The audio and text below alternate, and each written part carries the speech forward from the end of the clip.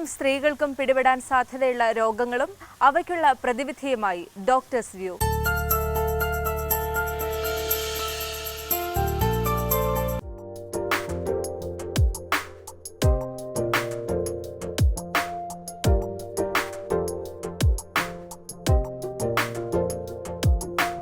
നമസ്കാരം. ആയുസ്സിൻ്റെ വേദമായ ആയുർവേദത്തെ ചികിത്സയുടെ സൗകര്യാർത്ഥവും പഠനത്തിൻ്റെ സൗകര്യാർത്ഥവും 8 അംഗങ്ങളായിട്ട് ഡിവൈഡ് ചെയ്ത് പറയുന്നുണ്ട്. അതിന് അഷ്ടാംഗ ആയുർവേദം എന്നാണ് പറയുന്നത്. അതിൽ ഒരു 4ാമത് പറയുന്ന ഒരു വിഭാഗമാണ് ശാലാക്യതന്ത്രം. ഊർധ്വജത്രുഗതമായ രോഗങ്ങൾ, അതായത് കഴുത്തിന് മുകളിലേക്ക് ബാധിക്കുന്ന അസുഖങ്ങളും അവയ്ക്കുള്ള പ്രതിവിധികളുമാണ് ശാലാക്യതന്ത്രത്തിൽ നമുക്ക് പ്രതിപാദിക്കുന്നത്. പ്രത്യേകിച്ചും ശിരസ് എന്ന് പറയുന്ന അല്ലെങ്കിൽ കഴുത്തിന് മുകളിലുള്ള ഏറ്റവും ഉത്തമമായ അംഗം എന്നല്ലെങ്കിൽ ശിരസ് എന്ന് പറയുന്നതിൽ ബാധിക്കുന്ന അസുഖങ്ങളെയാണ് ഇതിൽ കൂടുതലായിട്ടും ഉൾപ്പെടുത്തിയിട്ടുള്ളത്. അതിൽ എല്ലാ ഇന്ദ്രിയങ്ങളും ഉൾപ്പെടുന്നു എന്നുള്ളതാണ് ഈ ഒരു സബ്ജക്റ്റിൻ്റെ പ്രത്യേകത തന്നെ.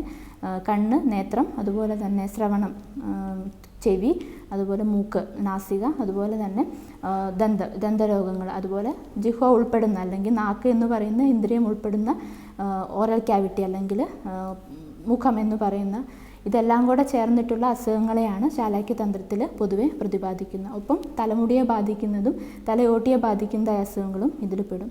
അപ്പം 8 അംഗങ്ങളിലും പെട്ട് ഈ ഒരു ശാസ്ത്രശാഖയിൽ ഈ ഒരു ശാഖയിൽ മാത്രമാണ് ഏതെങ്കിലും ഒരു പ്രത്യേക ഭാഗത്തെ തിരഞ്ഞെടുത്തിട്ട് എക്സ്പ്ലനേഷൻ കൊടുക്കുന്നുള്ളൂ. അത് തന്നെയാണ് ശാലാക്യതന്ത്രത്തിൻ്റെ പ്രാധാന്യമായിട്ടും. ശാലാക്യതന്ത്രത്തിൽ ഈ എല്ലാവിധത്തിലുള്ള ഇന്ദ്രിയങ്ങളെ ബാധിക്കുന്ന ചികിത്സകളും അതോടൊപ്പം ഒരു വ്യാധിഹരത്വം അല്ലെങ്കിൽ ഡിസീസിനെ പ്രിവെൻറ്റ് ചെയ്യുക എന്ന ഒരു കർമ്മവും, ഡിസീസ് വന്നു കഴിഞ്ഞാൽ അതിനെ ക്യൂർ ചെയ്യുക അല്ലെങ്കിൽ അതിനെ ശമിപ്പിക്കുക എന്നുള്ള 2 രീതിയിലാണ് ശാലാക്യതന്ത്രത്തിലും അതിൻ്റെ ചികിത്സ പ്രതിപാദിച്ചിട്ടുള്ളത്. ഒരു സ്വസ്ഥനായ ഒരു ആളെ സംബന്ധിച്ചിടത്തോളം അല്ലെങ്കിൽ ആരോഗ്യമില്ലാത്ത ഒരാൾക്ക് എങ്ങനെ ഇന്ദ്രിയങ്ങളുടെ ആരോഗ്യവും അതുപോലെ മനസ്സിൻ്റെ ആരോഗ്യവും ശരീരത്തിൻ്റെ ആരോഗ്യവും കൊണ്ടു നടക്കാം എന്നുള്ളത് കൂടിയാണ് ഈ ഒരു ശാസ്ത്രശാഖയിൽ പറയുന്നത്. രോഗചികിത്സ വരുമ്പോൾ സെലക്ട് ചെയ്തിട്ട് ശാലാക്യത്തിൽ അല്ലെങ്കിൽ ഊർധ്വജത്രുപരമായിട്ട് ബാധിക്കാവുന്ന രോഗങ്ങളും അവയ്ക്കുള്ള വിവിധ ചികിത്സാക്രമങ്ങളും വർണ്ണിച്ചിട്ടുണ്ട്. അതുകൂടാതെ തന്നെ നേത്രക്രിയാകൽപ്പനകൾ എന്ന് പറഞ്ഞിട്ട് കണ്ണിൻ്റെ ഹിതത്തിനായിക്കൊണ്ട് പ്രത്യേകമായ രീതിയിൽ നമ്മൾ പഞ്ചകർമ്മ പ്രൊസീജിയർ എന്ന പോലെ തന്നെ ചെയ്യുന്ന കുറച്ച് നേത്രക്രിയാകൽപ്പനകൾ, കണ്ണിൽ ഉഴുന്നുമാവ് വെച്ച് തടം ചെയ്യുന്ന തർപ്പണങ്ങൾ, കണ്ണിൽ മരുന്നെഴുതുന്ന അഞ്ജനം, അതുപോലെ കണ്ണ് കഴുകാൻ ഔഷധങ്ങൾ ഉപയോഗിച്ചുള്ള കണ്ണ് കഴുകുന്നത്, അത് സേകം, അങ്ങനെ ഒരുപാട് ഒരു 7 രീതിയിലുള്ള നേത്രകൽപ്പനകളും പെടുത്തി പറയുന്നതാണ് ശാലാക്യതന്ത്രത്തിൽ. ആധുനിക കാലഘട്ടത്തിൽ നേത്രം എന്നൊരു ഇന്ദ്രിയം സംരക്ഷിക്കേണ്ടതിൻ്റെ ആവശ്യകത കൂടുതലായിട്ടും എടുത്തു പറയുന്നുണ്ട്. അപ്പോൾ നേത്രത്തിൻ്റെ രക്ഷയ്ക്കായിക്കൊണ്ട് ഈ ഇന്ദ്രിയങ്ങളിൽ വെച്ച് ഏറ്റവും പ്രധാനപ്പെട്ടതെന്ന് പറയുന്നത് കണ്ണുകളാണ് അല്ലെങ്കിൽ നേത്രമാണ്. കണ്ണ് കാഴ്ചയില്ലാത്ത ഒരാളെ സംബന്ധിച്ചിടത്തോളം ലോകമെല്ലാം വ്യർത്ഥമാണെന്നാണ് പറയുന്നത്. അപ്പോൾ അങ്ങനെയുള്ള ഒരു രീതിയിൽ നേത്രത്തെ സംരക്ഷിക്കേണ്ടതിൻ്റെ ആവശ്യകതയും നേത്ര സംരക്ഷണത്തിനായിട്ടുള്ള ഉപായങ്ങൾ, അത് ഭക്ഷണ രീതിയിലായാലും അത് നമ്മുടെ ലൈഫ് സ്റ്റൈൽ രീതിയിലായാലും എല്ലാം ആയുർവേദത്തിൽ നല്ലതുപോലെ വിശദമായി പ്രതിപാദിക്കുന്നുണ്ട്. പ്രത്യേകിച്ചും ഈ ആധുനിക കാലഘട്ടത്തിൽ ഇലക്ട്രോണിക് മാധ്യമങ്ങളുടെ ഉപയോഗങ്ങൾ വളരെയധികം വർദ്ധിച്ചു വരുമ്പോൾ, അതുപോലെ ഒരു സെഡൻറ്ററി ലൈഫ് സ്റ്റൈലിലേക്ക് പോകുന്ന സമയത്ത് കണ്ണിനെ എല്ലാ ഇന്ദ്രിയങ്ങളെയും അത് ബാധിക്കും. അതുപോലെ കണ്ണിനെ ബാധിച്ചുണ്ടാകുന്ന ഒരുപാട് നമുക്ക് ഇപ്പോൾ കാണാവുന്ന ഒരു അസുഖങ്ങളാണ് കമ്പ്യൂട്ടർ വിഷൻ സിൻഡ്രോം അല്ലെങ്കിൽ ഡ്രൈ ഐ സിൻഡ്രോം എന്ന് പറയുന്ന കണ്ണിനൊരു വരൾച്ച ബാധിക്കുന്ന അല്ലെങ്കിൽ കണ്ണുനീരിനൊരു രൂക്ഷത വന്ന് കണ്ണുനീരില്ലാതെ വരുന്ന ഒരവസ്ഥ. അതുപോലെ തന്നെ കുട്ടികളിലുണ്ടാകുന്ന കാഴ്ച വൈകല്യങ്ങൾ, മയോപ്പിയ പോലുള്ള കാഴ്ച വൈകല്യങ്ങൾ, ഇവയ്ക്കെല്ലാമുള്ള ചികിത്സ വളരെ വിശദമായി തന്നെ ആയുർവേദത്തിൽ അല്ലെങ്കിൽ ശാലാക്യതന്ത്രത്തിൽ പറയുന്നുണ്ട്. അതിൽ കണ്ണുകൾക്ക് സംരക്ഷണത്തിന് വേണ്ടി കണ്ണുകൾക്ക് ഒരു സ്നിഗ്ധമായ, അതിനൊരു നോർമലായിട്ടുള്ള ഒരു കണ്ണിലെ ഒരു സ്നിഗ്ധാവസ്ഥ നിലനിർത്തുക എന്നുള്ളതാണ്.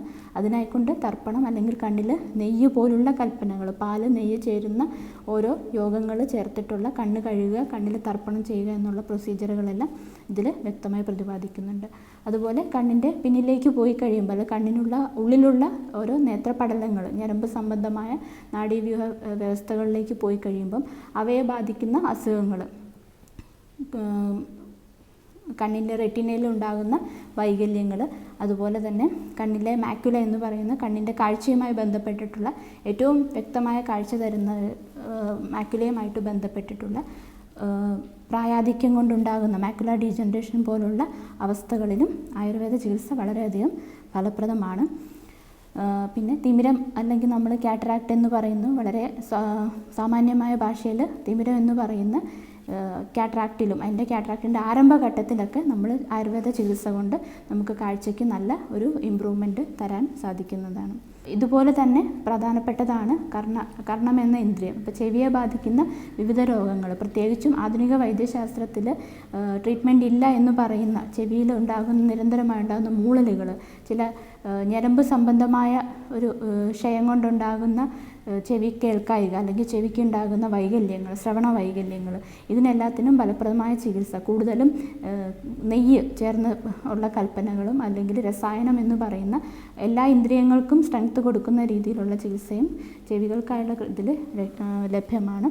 അതുപോലെ ചെവിയിൽ നിന്നും പഴുപ്പ്, വിട്ടുമാറാതെ പഴുപ്പ് വരും. പ്രത്യേകിച്ചും ചെറിയ കുട്ടികളിലൊക്കെ കാണുന്ന ചെവിയിൽ പഴുപ്പ് പോലുള്ള രോഗങ്ങൾക്ക് അതിലും ചെവിയിൽ നല്ല മരുന്നുള്ള പുകയേൽപ്പിക്കുന്നതുകൊണ്ട്, ഔഷധദ്രവ്യങ്ങൾ കൊണ്ട് പുകയേൽപ്പിക്കുന്നത് കൊണ്ട് അതിൽ നിന്നും മുക്തി നേടാവുന്നതാണ്. അതുപോലെ ഇപ്പോഴത്തെ ഒരു സാഹചര്യത്തിൽ കാലാവസ്ഥാ വ്യതിയാനം കൊണ്ടും അല്ലെങ്കിൽ ലൈഫ് സ്റ്റൈൽ കൊണ്ടും ഉണ്ടാകുന്നതാണ് അലർജി മൂലം ഉണ്ടാകുന്ന വിട്ടുമാറാത്ത ജലദോഷം, തുമ്മൽ, സൈനസൈറ്റിസ് അതുപോലുള്ള രോഗങ്ങൾ. ഇതും ശാലാക്യതന്ത്രത്തിൻ്റെ കീഴിൽ തന്നെയാണ് വരുന്നത്. അപ്പം അങ്ങനെയുള്ളവർക്ക് മൂക്കിൽ അതിൻ്റെ ഘടനാപരമായ വൈകല്യം കൊണ്ടാണെങ്കിൽ അതിൻ്റെ ആ ഘടനാപരമായ വൈകല്യങ്ങൾക്ക് അലോപ്പതി ചികിത്സ ആശ്രയിക്കുക അല്ലെങ്കിൽ സർജറി പോലെ ചെയ്തതിന് ശേഷവും ഇത് വീണ്ടും വരുന്ന അവസ്ഥകളിൽ അല്ലെങ്കിൽ അതിൻ്റെ ഒപ്പം തന്നെ കോംപ്ലിമെൻ്ററി ആയിട്ട് ചെയ്തു പോകാവുന്ന ക്രിയകൾ, മൂക്കിലൂടെ മരുന്ന് ഔഷധദ്രവ്യങ്ങൾ ഒഴിക്കുക, നസ്യം എന്ന് പറയും, പഞ്ചകർമ്മത്തിൽ പെടുന്ന ഒന്നാണ്.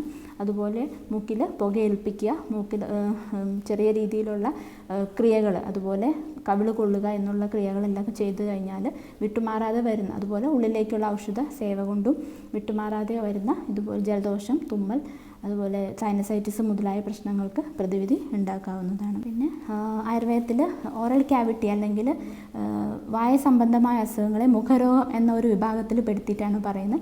മുഖത്തെ ബാധിക്കുന്നതായിട്ട് 75 രോഗങ്ങളാണ് പറയുന്നത്. ഇതിൽ നമ്മളിപ്പോൾ കാണുന്ന അല്ലെ വളരെ ചെറുതായിട്ട് കാണുന്ന അല്ലെങ്കിൽ മോണയ്ക്കുണ്ടാകുന്ന പഴുപ്പുകൾ, പല്ലിനുണ്ടാകുന്ന പുളിപ്പ്, ഇതെല്ലാം ഉൾപ്പെടുത്തിയിട്ടാണ് മുഖരോഗങ്ങളെ പറയുന്നത്.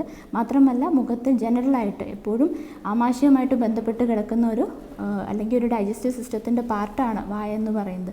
അപ്പോൾ ഡൈജഷൻ സംബന്ധിച്ച് എന്ത് ബുദ്ധിമുട്ടുണ്ടെങ്കിലും അത് മുഖത്തിൽ അല്ലെങ്കിൽ വായിൽ ഏതെങ്കിലും ചെറിയ ചെറിയ അൾസറുകളായിട്ടോ വ്രണങ്ങളായിട്ടോ ഒക്കെ അത് കാണപ്പെടാവുന്നതാണ്.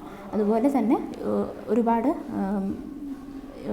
വായിലുണ്ടാകുന്ന ക്യാൻസർ മുതലായ അവസ്ഥകൾ അല്ലേ, അതിൻ്റെ എല്ലാത്തിൻ്റെ ഒരു വിവരണം നമുക്ക് ആയുർവേദത്തിൽ കാണാൻ പറ്റും. അതിനെല്ലാത്തിനുള്ള ഫലപ്രദമായ ചികിത്സ അത് ഉള്ളിലേക്കുള്ള മരുന്ന് രൂപത്തിലായിട്ടും അതുപോലെ വായിൽ ഔഷധദ്രവ്യങ്ങൾ, തേൻ മുതലായവ ചേർത്ത് അവിടെ ആ അഫക്റ്റഡ് ആയിട്ടുള്ള സ്ഥലത്ത് അത് പുറമേ പുരട്ടുന്നത് കൊണ്ടും മരുന്നുകൾ ചേർത്തിട്ട് കവിള് കൊള്ളുന്നത് കൊണ്ടും എല്ലാം വായ്ക്കുണ്ടാകുന്ന രോഗങ്ങളിലും നമുക്ക് ചികിത്സ ആവശ്യമാണ്. അപ്പോൾ ഇതെല്ലാം ചികിത്സാ രീതിയിൽ അല്ലെങ്കിൽ ഒരു രോഗത്തിന് ഒരു പ്രതിവിധി എന്ന നിലയിലാണ്. ഇതൊന്നും കൂടാണ്ട് രോഗം വരാതിരിക്കാനുള്ള മാർഗങ്ങളും വളരെ വ്യക്തമായി തന്നെ ആയുർവേദത്തിൽ പ്രതിപാദിച്ചിട്ടുണ്ട്. നിത്യവും നമ്മൾ ചെയ്യേണ്ട കാര്യങ്ങൾ, കണ്ണിൽ മരുന്ന് എഴുതുക, മൂക്കിനുള്ളിൽ മരുന്ന് ചേർന്ന തൈലങ്ങൾ മൂക്കിനുള്ളിൽ പ്രയോഗിക്കുക മുതലായിട്ടുള്ള, കണ്ണിൽ സ്ഥിരമായിട്ട് മരുന്ന് എഴുതുക മുതലായുള്ള എല്ലാ ക്രിയകളും ഇന്ദ്രിയങ്ങളുടെ എല്ലാത്തിൻ്റെയും സംരക്ഷണത്തിന് ആവശ്യമാണ്. അപ്പോൾ ഇന്ദ്രിയങ്ങൾ സംരക്ഷിക്കേണ്ടതിൻ്റെ ആവശ്യകത, ഇന്ദ്രിയങ്ങൾ ഉത്തമമായി അല്ലെങ്കിൽ അത് പ്രസന്നമായെങ്കിൽ മാത്രമാണ് സുഖകരമായ ഒരു അവസ്ഥ അല്ലെങ്കിൽ സ്വസ്ഥന എന്നൊരവസ്ഥ വരും. ആയുർവേദത്തിൽ സ്വസ്ഥത്തിൻ്റെ ഒരു വിശദമായ ഡെഫിനിഷൻ തന്നെ പറഞ്ഞിരിക്കുന്നത് ആത്മാവും മനസ്സും ഇന്ദ്രിയങ്ങളും പ്രസന്നമായിരിക്കുന്ന ഒരു അവസ്ഥയിൽ മാത്രമേ, കേവലം ശരീരത്തിനുള്ള ആരോഗ്യം മാത്രമല്ല ആത്മീയപരമായ മാനസികപരമായുള്ള ആരോഗ്യം ഉള്ളവർക്ക് മാത്രമാണ് സ്വസ്ഥൻ എന്നൊരു നിർവചനം കൊടുത്തിട്ടുള്ളൂ. അപ്പോൾ ആ ഒരു സ്വസ്ഥാവസ്ഥയിലേക്ക് വരാനായിട്ട് ആയുർവേദ ചര്യകൾ പാലിക്കുന്നതിലൂടെ ആയുർവേദ രീതിയിലുള്ള ചികിത്സാക്രമങ്ങളിലൂടെയും സാധ്യമാണ്.